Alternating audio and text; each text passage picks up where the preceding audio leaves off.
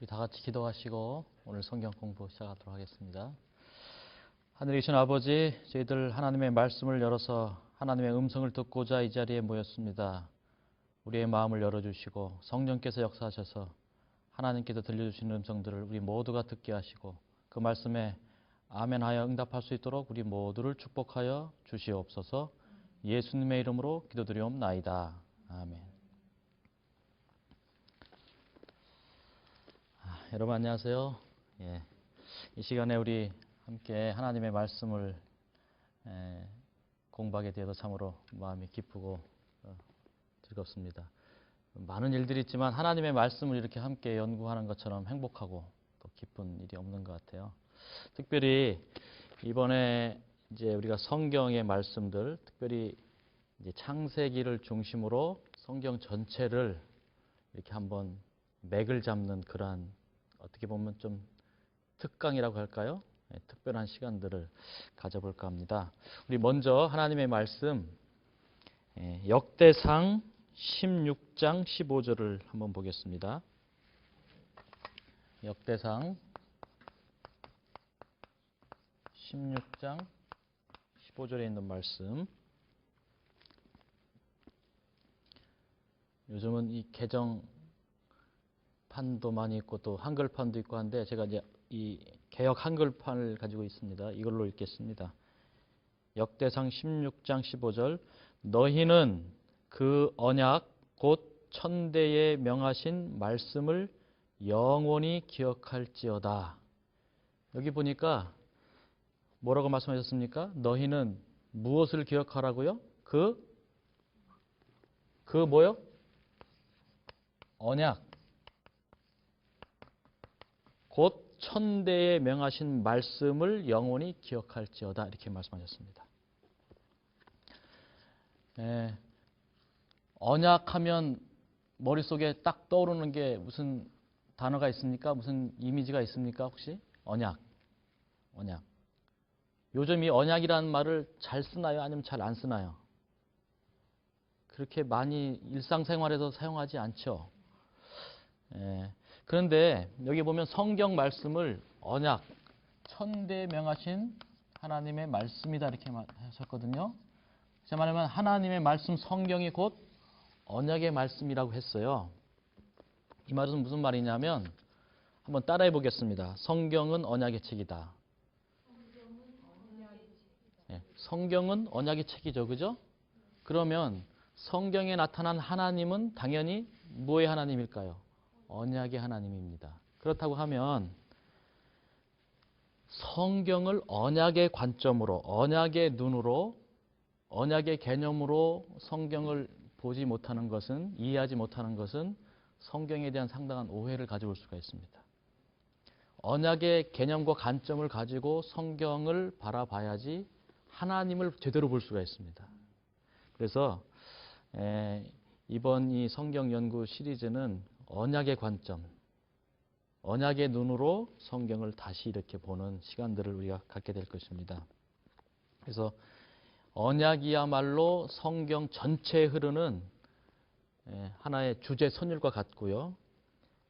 이에 성경을 하나의 이렇게 산에 비유하면 성경이라는 이 큰 산이 있다고 하면 이 밑에 파묻혀 있는 아주 광맥, 금맥과도 같은 것이 바로 뭐냐면 언약이라는 것입니다. 언약.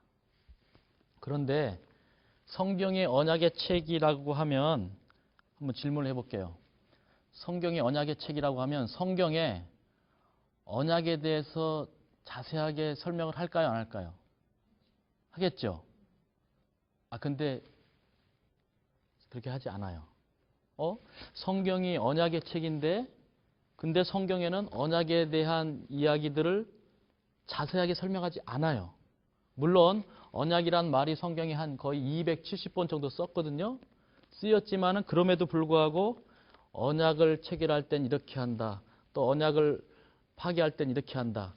언약을 맺는 과정은 이렇다라고 하는 언약에 대한 자세한 설명을 하질 않아요. 왜 그럴까요? 이유는 아주 간단합니다. 그 당시에 성경을 읽는 사람들은 그걸 다 알고 있어요. 다 알고 있으니까 자세히 쓰지 않습니다. 이해되세요? 네. 그러다 보니까 문제는 뭐냐면 성경이 기록될 때하고 지금하고 시대도 많이 변했고 장소도 변했고 배경도 다르기 때문에 성경을 기록할 당시의 사람들은 언약에 대해서 모든 사람들이 다 알고 있겠지라고 하는 전제하에 성경을 기록했고, 근데 지금 우리 21세기를 사는 우리는 언약이라는 개념 자체가 아주 생소한 시대에 우리가 살고 있기 때문에 성경을 잘못 이해하는 경우가 많습니다. 예를 들어서 이런 거예요. 여러분 교회에서나 뭐 연말에 보면 이렇게 윷놀이 하잖아요, 그죠? 지금 윷놀이 하자고 교회에서 이렇게 발표를 하면 사람들이 다 알아듣죠. 아, 오늘 저녁에 윷놀이 하는구나. 그러면 뭐 말판도 준비하고 거기 윷가락도 준비하고 하잖아요. 그런데 오늘 저녁에 윷놀이 합시다 이렇게 광고하면서 여러분 이 윷놀이를 하려면 이 윷가락이 4개가 있어야 됩니다. 하나가 뒤집어지면 도고, 2개가 뒤집어지면 개고, 3개가 뒤집어지면 거리입니다. 뭐 개가 2번 나오면 이거를 업을 수가 있습니다. 합칠 수가 있습니다. 그렇게 설명하나요? 안 하죠. 그냥 오늘 저녁에 윷놀이 합시다 라면 다 알아요. 알으니까 윷놀이에 대해서 설명 안 해요. 마찬가지예요. 성경의 언약의 책이죠.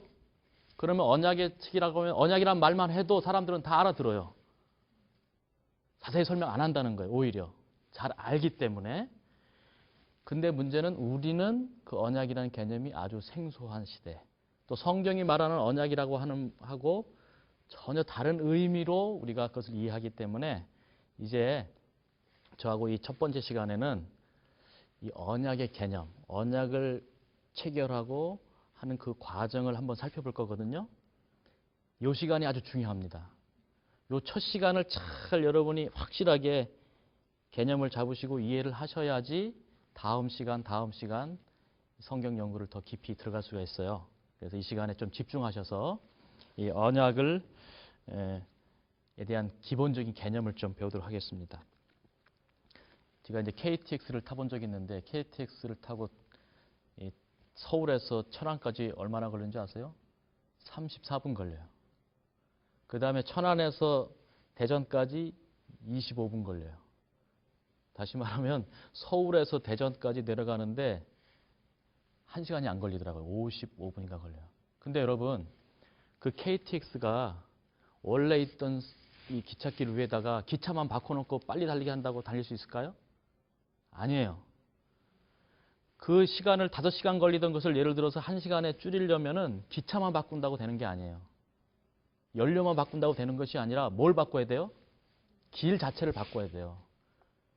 5시간짜리를 1시간으로 줄이기 위해서는 한 5년 아니면 길게는 10년 이상 그 선로 공사를 다시 해놓고 그 다음에 기차를 KTX를 보내야지 그렇게 가는 것이지 그냥 간다고 되는 게 아니에요. 성경 연구도 마찬가지예요. 지금 우리가 할 작업이 뭐냐면 지금 KTX를 타기 위해서 지금 뭐 하냐면 선로 공사를 하는 거예요.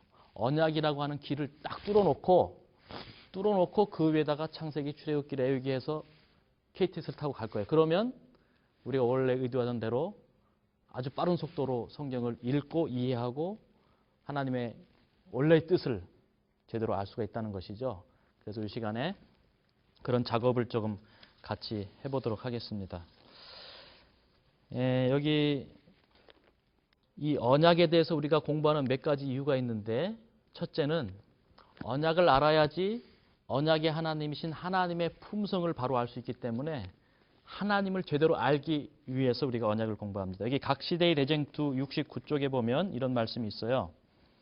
하나님께서는 당신의 말씀을 당신 자신의 품성에 대한 계시로 사람들에게 주셨다.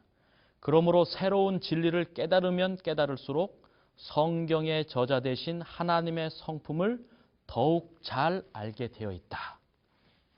그래서 우리가 이 성경 공부를 하는 이유는 뭐 성경 지식을 많이 쌓으려고 하는 것이 아니라 누구를 알기 위해서요? 결국 하나님을 알고 하나님에 대한 올바른 이해를 통해서 하나님과의 관계를 더 깊이 들어가는 것이 우리의 목적이기 때문에 이 언약에 대해서 공부하는 것도 마찬가지입니다. 하나님의 품성을 바로 알 수 있고요. 그 다음에 이번에 이제 이 성경 연구 시리즈를 통해서 제가 의도하는 것은 그냥 강의 듣고 좋은 말씀 들었다, 뭐 감화 받았다, 이게 목적이 아니고 이 강의를 통해서 여러분들이 이제 개인적으로 성경을 집에서든지 교회에서든지 읽으실 때 성경이 이해되고 읽혀지도록 하는데 이 강의의 목적이 있습니다. 예를 들어서 잠언에 있는 말씀 한번 찾아볼까요? 잠언 9장에 있는 말씀 접수해요. 잠언 9장. 잠언 9장.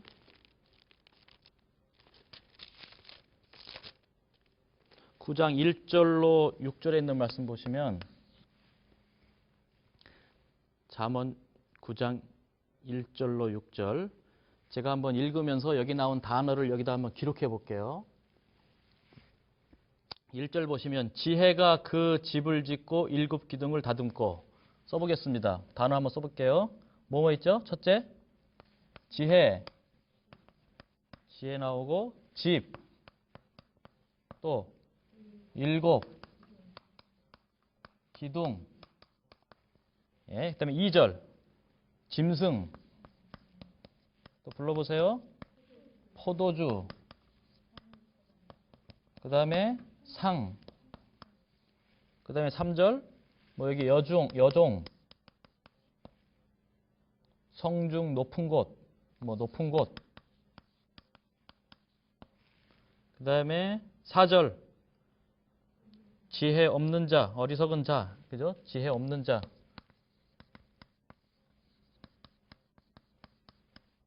나오고 그 다음에 5절 너는 와서 내 식물을 먹고 포도주를 마시고 뭐 이런 말 나오죠. 어리석음을 버리고 생명을 얻고 그 다음에 명철을 행하라. 이런 단어들이 쭉 나왔잖아요. 지금은 우리가 이제 읽었어요. 지금 뭐 여기 지혜가 그 집을 짓고 7 기둥을 다듬고 짐승 잡고 포도주 혼합하여 상을 갖추고 여종 보내서 높은 곳에서 불러서 지혜 없는 자가 다 와서 뭐 식물 먹고 포도주 마셔라 했는데 지금 딱 읽는 순간 그냥 읽고 다 한국말인데 왜 갑자기 지혜가 집을 짓고 7 기둥을 세우고 짐승 잡아서 포도주 마시라고 하는 게 무슨 말 하는 건지 팍 와닿는 건 당장이 없어요. 그죠? 근데 읽긴 읽었어요. 요 잠언에 있는 요 말씀을 딱 읽는 순간 아 이게 하나님께서 무슨 말씀을 하시는 건가를 알게 하는 것이 저의 의도예요.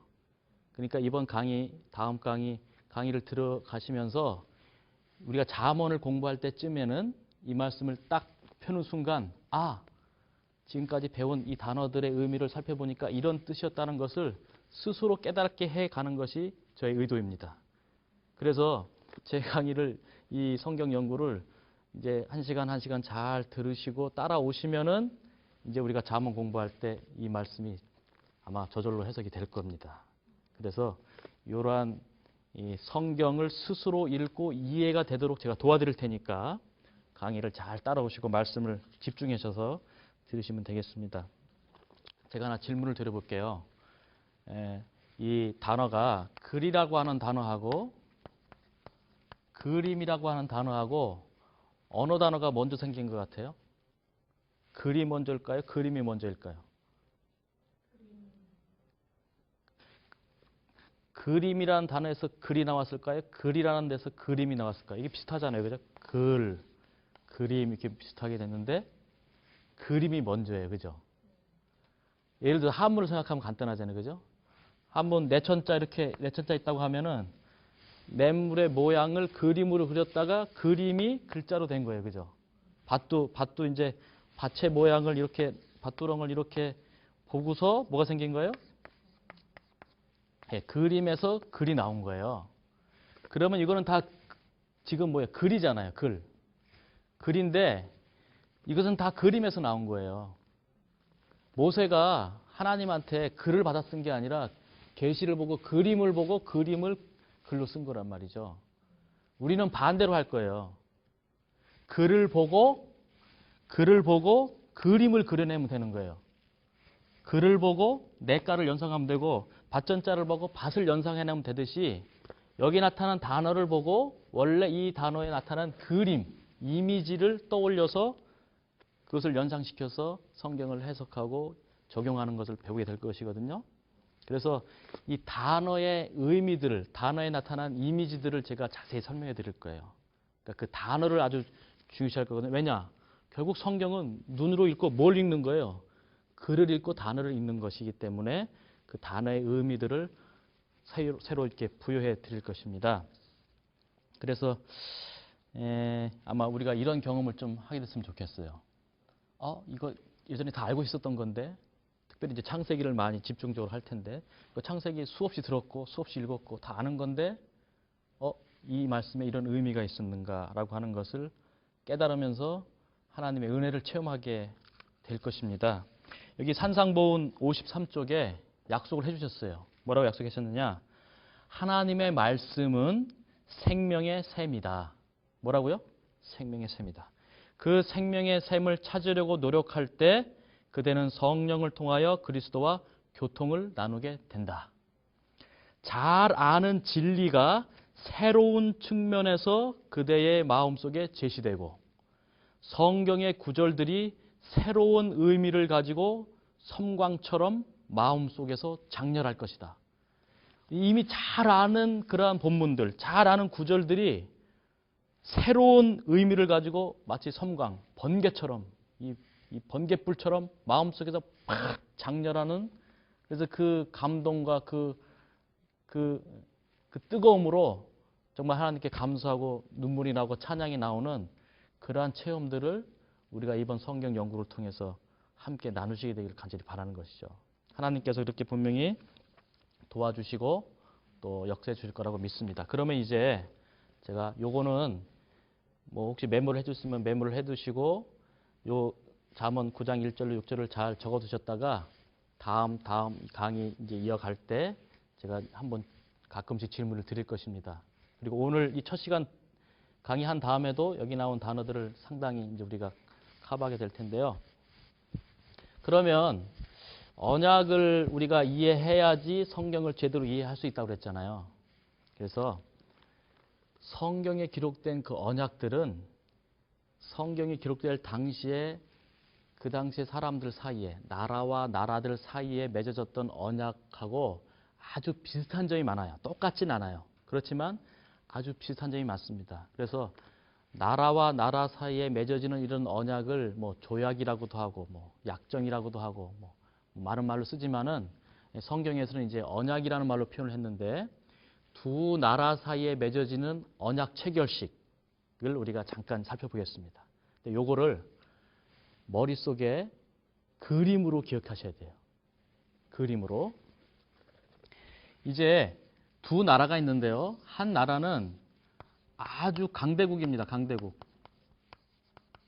잘 살고 힘도 많고 돈도 많고 국방력도 강한 큰 나라고, 한 나라는 반대로 약소국이에요. 약소국.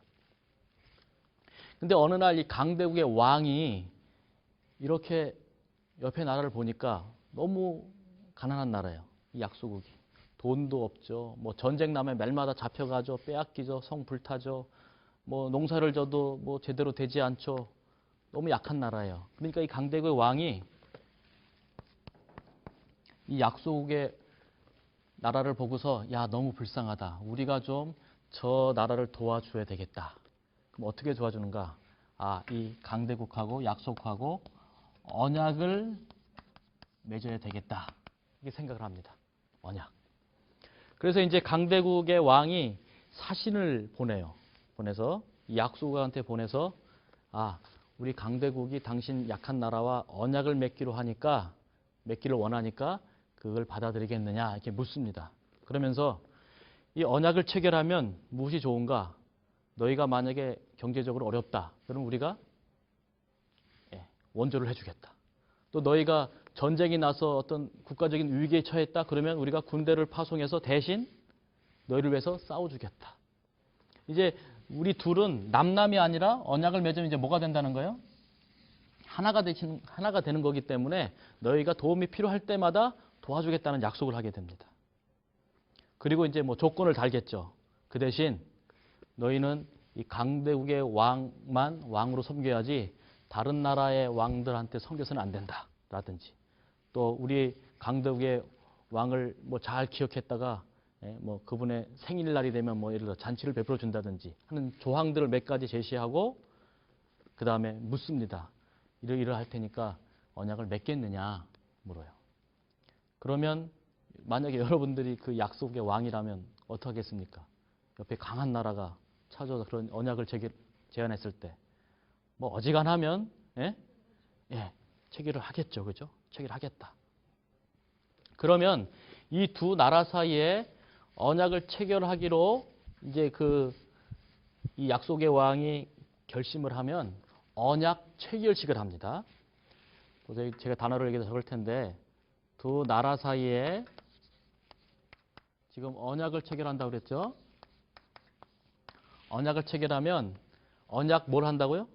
체결식을 해요. 두 남녀가 좋아해서 사랑하면 결혼을 하려면 뭘 해요? 결혼식을 하는 것처럼 두 나라가 이제 언약식을 하게 됩니다. 언약 체결식. 근데 언약을 맺으려면 꼭 필요한 게 하나 있어요. 꼭 필요한 게. 무엇이 필요한가? 피가 필요해요. 뭐요? 피. 이게 피는 빨간색이니까 한번 빨간색으로 써볼까요? 피. 따라해 보세요. 언약에는 피가 필요하다. 언약을 맺으려면 피가 필요하다. 그러면 피는 어디서 구할 수 있겠습니까? 가장 쉽게 피를 구할 수 있는 데가 어디예요? 짐승이에요. 짐승. 그러면 짐승을 준비합니다. 짐승을 준비하는데 언약을 맺을 때는 짐승의 피가 필요한데 짐승을 도살하는 방법이 좀 특이했습니다. 어떻게 도살했는가? 짐승을 잡되 짐승의 반드시 중간을 쪼갰습니다. 어떻게 했다고요? 짐승을 뭐 그냥 이렇게 사지를 절단할 수도 있고 뭐 목에다가 칼을 집어서 죽일 수도 있고 하지만 그렇게 죽이지 않고 어떻게 했다는 거예요? 중간을 쪼갰다는 거예요. 중간. 그래서 딱 칼을 가지고 중간을 딱 쪼개면 딱 두토막이 나게 했다는 거예요. 그런 다음에 이 쪼개진 짐승을 어떻게 했느냐? 이 짐승을 놓기 위해서 먼저 뭘 만드냐면 제단을 쌓아야 되거든요. 제단. 이게 더 사실 먼저 있어야 되겠죠. 제단을 쌓아놓고 그 위에다가 그 쪼개진 짐승을 올려놓습니다. 이게 제단이라면 여기다가 이쪽 반토막을 올려놓고 이쪽에 제단이 하나 또 있으면 거기다가 나머지 반토막을 올려놓는데 이 조각난 두 토막이 서로 마주보게 올려놔요. 그런 다음에 언약을 하려면 또 하나 필요한 게 있어요. 아까 피가 필요하다고 그랬죠? 또 하나 필요한 게 뭐냐? 맹세가 필요합니다. 맹세. 둘이 맹세를 해야 돼요. 그러면 지금 약소국의 왕과 또 강대국의 지금 왕은 없지만은 왕이 보낸 사신 대표자가 둘이 이제 언약을 체결하면서 맹세를 하게 되는데 맹세할 때는 어떻게 하느냐? 여기 이제 아까 제단을 돌로다가 제단을 쌓았다고 그랬잖아요. 몇 개를 쌓는다고 그랬어요? 하나를 쌓는 게 아니라 두 개를 쌓습니다. 양쪽에. 이렇게 돌 제단을 쌓아요. 쌓은 다음에 이제 뭐 예를 들어서 소가 제물이다 그러면 소를 어떻게 한다고요?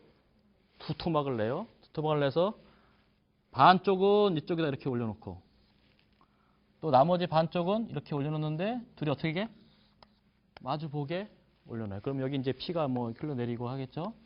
그러면 이제 소를 잡을 때 피가 나올 거 아닙니까? 그죠? 그러면 이렇게 양동에다가 피를 받아요. 피를 받아 놓습니다. 피를 받아 놓고 이제 맹세하는 시간이 됩니다. 그러면 여기 이제 언약을 맺는 두 사람이 언약을 맺잖아요. 사람이 이렇게 언약을 맺는다고 하면 이 두 사람이 한 사람씩 지나가면서 요 제단 사이를 한 사람씩 지나가면서 맹세를 합니다. 뭐라고 맹세했겠어요? 내가 이제 예를 들어서 약속의 왕이 맹세를 한다면 내가 이제 이 강대국의 왕과 뭘 맺겠습니다? 언약을 맺겠습니다. 그 언약의 조항대로 내가 다 순종하겠습니다. 그런데 만약에 내가 이 언약을 지키지 못하고 언약을 깨트리면 나는 여기 쪼개져 죽은 짐승처럼 죽어도 좋습니다라고 하는 맹세를 합니다. 맹세할 때 어떻게 한다고요? 그냥 나 앞으로 잘하겠습니다. 그냥 하는 게 아니라 내가 만약에 못 지킨다고 하면 여기 사지가 절단되어서 두토막 난 이 짐승들, 죄물들처럼 나도 쪼개어 죽어도 좋습니다라고 하는 맹세를 합니다. 그러면서 자기가 아는 막 신들을 다 불러요. 뭐 하늘신, 바다신, 땅의 신, 모든 사람들이 신을 다 부른 다음에 내가 언약을 지키지 못하면 그 신들이 나와 내 가족과 내 아들과 내 딸과 내 친척들 다 벌레리라고 하면서 저주의 맹세를 합니다. 그래서 맹세를 할 때는 두 가지가 있어요. 못 지켰을 때는 뭐 받아요? 저주받고, 잘 지키면 복을 받겠죠. 그래서 맹세에는 반드시 복과 저주가 여기 안에 들어가 있습니다. 이 언약을 잘 지키면 너희가 도움이 필요할 때 이렇게 도와주고 이렇게 도와주고 이렇게 도와주니까 복을 받지만 못 지키면 그 대신 저주를 받는다. 근데 결국 그 저주가 뭐예요? 죽는 겁니다. 죽음이에요. 언약을 맺었고 언약을 깨트리면 그 결과는 항상 죽음이에요. 죽음입니다. 그런 다음에 이제 약속의 왕이 지나갔으면 이 강대국의 왕이 보낸 이 사신인도 역시 뭐 하겠어요? 지나가겠죠. 똑같이 맹세합니다. 나는 이제 이 약소국과 언약을 맺는다. 너희들이 도움이 필요할 때면 우리가 대신 어떻게 해요? 대신 싸워주고 대신 도와주고 한 형제, 한 가족처럼 너희를 돌봐주겠다. 근데 만약에 내가 그걸 약속을 지키지 못한다면 이 강대국의 왕도 역시 어떻게 된다는 거예요? 저주를 받아서 이 짐승들처럼 쪼개져 죽어도 좋다라고 저주의 맹세를 합니다. 그러니까 언약은 그냥 하는 게 아니라 뭐 한다는 거예요? 목숨 걸고 하는 거예요. 자기의 생명을 담보로 생명을 걸고 하는 것이 바로 언약입니다. 그리고 이제 뭐 맹세는 말로도 하지만은 이제 손을 이렇게 오른손을 들고 이렇게 할 경우도 있고요. 또 여기 이제 받아놓은 피를 맹세할 때 상대방의 이 제단에다가 이렇게 뿌리기도 하고 때로는 옷에다가 뿌리기도 하고 뭐 항상 똑같지는 않았지만 다양한 방법으로 이렇게 맹세를 하게 됩니다. 그렇게 한 다음에 그럼 어떻게 됩니까? 이 그림을 잘 기억하세요. 두 사람이 지금 다 지나갔죠. 지나가서 둘이 서 있어요. 그 다음에는 다시 돌아옵니다. 지나갔다가 다시 돌아와요. 돌아올 때는 어떻게 하느냐? 그냥 오는 것이 아니라 두 사람이 손을 잡습니다. 손 잡는 것.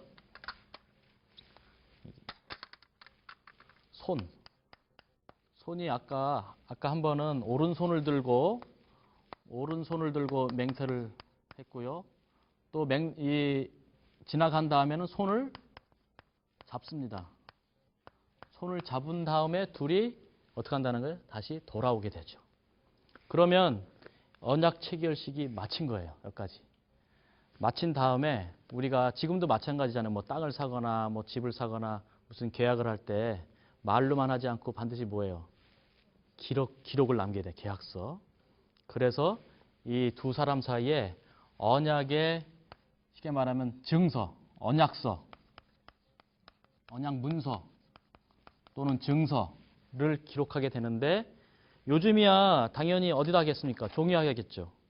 뭐 직접 쓰든지 아니면 뭐 프린트로 쫙 뽑아서 도장 찍고 할 텐데 옛날에는 뭐 종이가 없으니까 종이가 없고 그러나 오래 보관하고 잘 보이게 하는 방법은 어디다 기록했겠어요? 돌판 위에 됐습니다. 돌판. 그래서 언약 문서를 돌판 위에다가 기록하는데 몇 개를 기록했겠습니까? 하나겠어요? 두 개겠어요? 당연히 두 개겠죠. 이 언약 당사자가 둘이니까 두 개를 기록합니다. 근데 기록할 때 이것도 뭐 공식이 있고 그래요. 이런 거는 우리가 또 다음에 출애굽기 공부할 때 자세히 배우기로 하고 그렇게 해서 이제 기록까지 딱 남기면은 그야말로 언약 체결이 끝난 거예요. 그죠? 그다음에 문서에는 반드시 이름을 쓰고 도장까지 서명을 하게 돼 있습니다. 그러면 이제 강대국의 왕이 두 나라 사이에 언약이 체결되었으니까 이 약속의 왕을 어디로 초청을 하냐면 이 강대국의 왕의 궁전으로 초청을 합니다. 뭐 하기 위해서 할까요, 이제? 결혼식 마치면 이제 이렇게 피로연, 파티 하듯이 둘 사이에 언약이 맺었으니까 축하하는 잔치를 하겠죠. 그래서 이 언약의 잔치, 이것을 언약 잔치라고도 하고 언약 만찬이라고도 합니다. 잔치 혹은 언약 만찬을 하게 되죠. 그래서 이제 언약 만찬을 하게 되면은 먹는 음식이 있어요. 먹는 음식. 아주 일상적으로 잔치하면 먹는 음식이 뭐였느냐? 떡과 포도주입니다. 언약 잔치에는 꼭 들어가는 음식이 떡과 포도주를 먹게 되죠.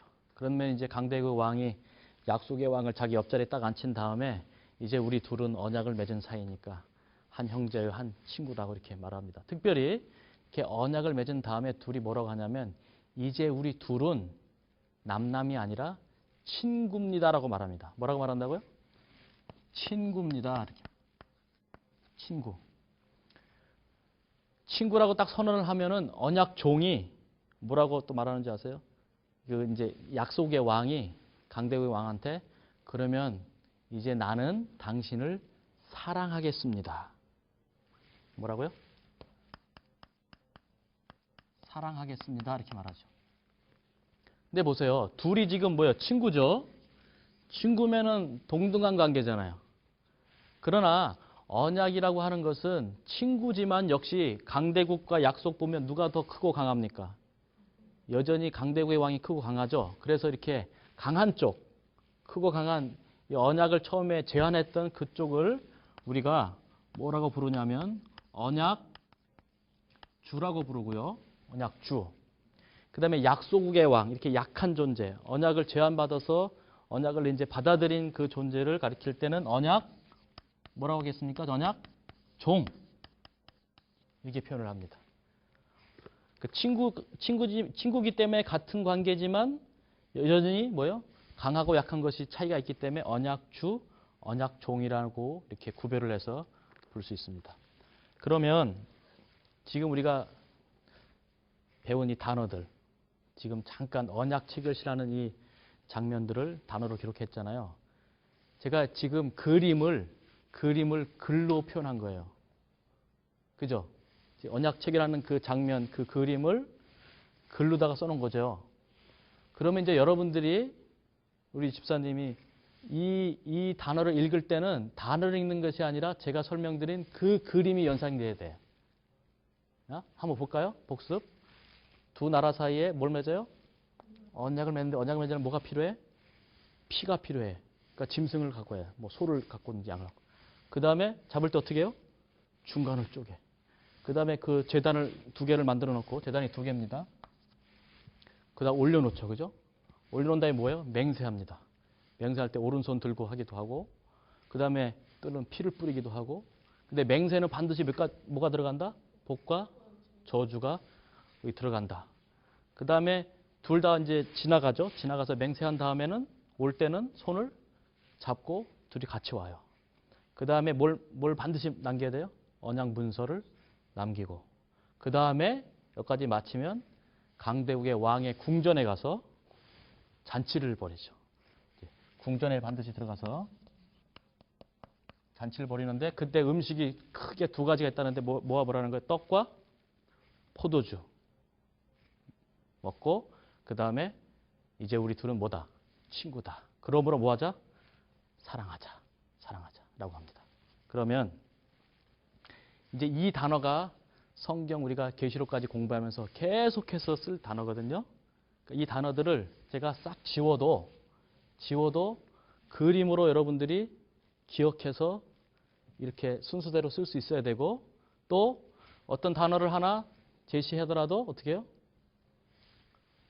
그걸 가지고 제가 말씀드린 그림을 떠올릴 수 있어야 됩니다. 예를 들어서 성경은 언약의 책이기 때문에 언약을 체결할 때마다 이것을 다 써줘야 되는데 다 알고 있으니까 쓸까요? 안 쓸까요?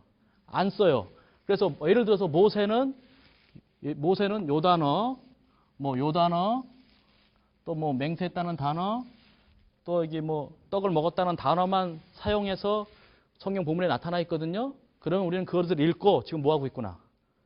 언약 체결하고 있구나라는 것을 그림이 딱 떠올라야 돼요. 여러분 제대로 했는지 이제 한번 실습을 해보겠습니다. 실습. 창세기 15장을 한번 열어보세요. 여기 오늘은 이 창세기 15장 요 부분만 확실하게 알고 넘어가면 우리의 목적을 다 이룬 것입니다. 창세기 15장. 창세기 15장 몇 절을 보시냐면 이제 아브라함이 하나님께로부터 약속을 받았잖아요. 약속을 받고 지금 가나안 땅까지 왔는데 85세가 되도록 약속이 하나도 성취가 안 됐어요. 그러니까 아브라함이 하나님께서 이 땅도 주시고 자손도 주신다고 약속하셨는데 언제 어떻게 이루어 주실 것입니까? 좀 표징을 보여주십시오라고 했을 때 하나님께서 이제 말씀하시죠. 이게 15장 8절 보세요. 그가 가로되 주 여호와여 내가 이 땅으로 업을 삼을 줄을 무엇으로 알리까? 했더니 여호와께서 그에게 이르시되 나를 위하여 뭘 준비하라고 그래요? 3년 된 암소와 또 암염소와 뭐 수양 가면서 뭘 준비해요? 지금 보니까 여기 우리가 배운 단어대로 하면 짐승이 나오죠. 짐승이 나왔어요. 그 다음에 10절 아브라함이 그 모든 것을 취하여 뭐라고 그랬어요? 10절 중간을 쪼개고 중간 쪼개는 거 했죠? 중간을 쪼개고 그 다음에 그 쪼갠 것을 마주 대하여 놓고 지금 여기에는 제단이란 말이 안 나왔지만 짐승을 쪼개서 마주 대하여 올려놨잖아요. 그러니까 우리의 머릿속에는 뭐까지 그려져야 돼? 이 제단까지도 올려놓은 제단까지도 머릿속에 딱 떠올려야 된다는 얘기예요. 그렇게 한 다음에 그 다음에 뭐 하는 순서예요? 맹세하는 순서잖아요. 그러면 아브라함이 먼저 맹세를 합니다. 뭐라고요? 하나님께서 나에게 하신 모든 약속, 이 땅을 나에게 주겠다고 했던 것, 그 다음에 내 자손을 하늘의 별처럼 많게 해줬다는 이 약속을 내가 믿습니다. 하나님께서 명령하시는 모든 말씀을 내가 다 순종하겠습니다. 근데 만약에 내가 이 약속을, 이 언약을 지키지 못하면 나는 어떻게 해요? 쪼개진 이 짐승처럼 저주를 받아도 좋습니다. 라고 맹세합니다. 근데 성경에 보면 그 다음에 막 이제 이 소울개하고 뭐 이런 새들이 맹금류가 내려와서 막 이 재물을 막 뜯어 먹으려고 그러거든요. 그러니까 아브라함이 어떻게 하고 있습니까? 그거 못 뜯어 먹게 막 쫓아내요. 왜 쫓아낼까요? 자기가 맹세까지 했으면 끝난 게 아니잖아요. 그죠? 누가 맹세해야 돼 이제? 아브라함은 맹세했어요. 그럼 누가 맹세하셔야 돼? 하나님도 맹세하셔야 되잖아요. 지금 하나님하고 누구하고 언약 맺는 거니까? 아브라함하고 지금 언약 맺는 거기 때문에 아브라함 했으니까 누구도 하셔야 돼? 하나님도 하셔야 돼요. 그럼 여기 본문에 나올까요? 안 나올까요? 나와야 되겠죠. 하나님께서 맹세하는 맹세의 내용이 13절부터 16절까지는 맹세의 내용이에요. 맹세의 복입니다. 복의 내용이에요. 너희가 이 땅을 반드시 400년 후에 지금 당장이 아니다. 4대 만에 애굽 땅에서 갔다 온 다음에 얻을 것이다. 그러니 어떻게 해요? 조금 기다려라 라고 지금 말씀하시면서 17절을 보세요. 17절 해가 져서 어두울 때에 연기나는 풀무가 보이며 타는 횃불이 쪼갠 고기 사이로 어떻게 따랐어요? 지나더라. 지금 아까 제단이 2개 있었는데 제단 위에 짐승 올려놨는데 이 사이로 뭐가 지나갔다고요? 연기나는 풀무하고 타는 횃불이 지나갔다. 누가 지나가신 거예요? 하나님이 지나가신 거예요. 근데 지나가실 때 그냥 지나가시는 것이 아니라 반드시 뭐 하신다는 거예요? 복과 저주의 맹세를 하신다는 거예요. 하나님이 아브라함과 언약을 맺었다고 하는 것은 그래 내가 너랑 언약 막 약속할게. 잘 지킬게가 아니라 그래 아브라함 내가 너와 언약을 체결한다. 나는 반드시 너에게 한 이 약속을 지키겠다. 그런데 만약에 내가 이 약속을 지키지 못한다면 나도 저 제단 위에 쪼개진 짐승처럼 나도 죽어도 좋다. 하나님께서 자기의 생명을 걸고 자기의 생명을 담보로 아브라함과 지금 언약을 맺으신 것입니다. 하나님의 언약은 그냥 하는 약속이 아니라 말로 하는 약속. 한문으로는 언약하면 말로 하는 약속이거든요. 말로 하는 약속이 아니라 피로, 맹세로 세우신 약속이란 사실을 기억하시기 바랍니다. 하나님의 약속. 그래서 나는 죽어도 좋다. 나는 죽어도 좋다. 너와의 약속을 지킬 수 있다고 하면 나는 죽어도 좋다고 하는 것이 하나님의 언약의 핵심이라고 하는 것입니다. 그런데 여러분, 놀랍게도 참 우리 교회가 복받은 것은 이 영감의 말씀, 선자를 통해 주신 예언의 신이 있잖아요. 예언의 신의 이것을 가리켜서 말씀하시기를 보좌 선지자 137쪽에 주께서는 자신을 낮추시어 당신의 종과 언약을 맺기로 하시고 엄숙한 계약의 비준을 위하여 사람들 사이에서 일반적으로 행하여지던 형식을 채택하셨다. 그 당시에 사람들이 하던 나라와 나라 사이에 맺던 언약의 방법을 그대로 채택하셔서 아브라함과 언약을 맺으셨다. 이렇게 말했고요.